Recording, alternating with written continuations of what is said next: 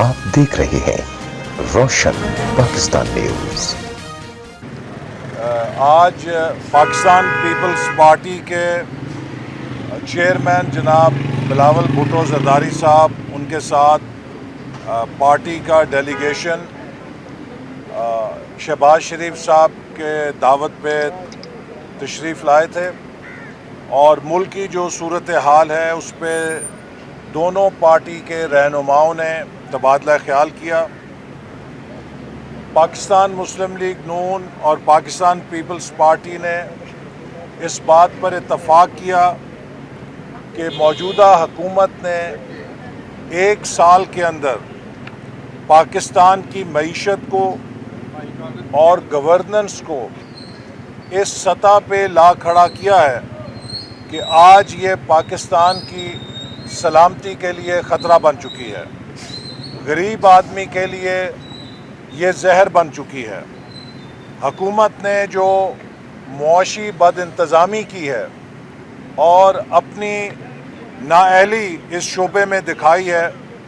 उसके नतीजे में जो महंगाई मुल्क में बर्पा हुई है, उससे मज़दूर, किसान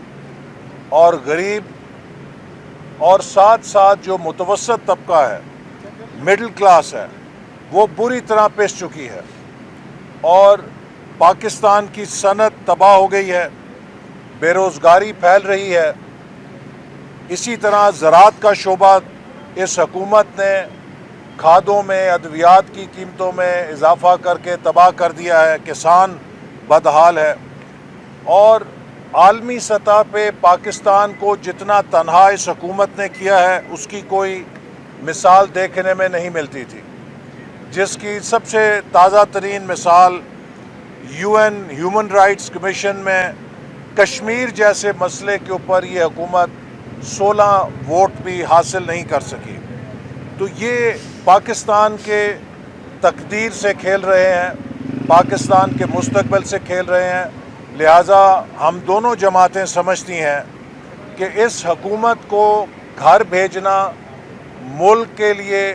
पाकिस्तान के अवाम के लिए नागुज़ीर हो चुका है और अपोजिशन जमातें मिलकर इस हुकूमत के ख़िलाफ़ अपनी जद्दोजहद को मुत्तहद और इकट्ठा चलाने पर मुत्तफ़िक हैं।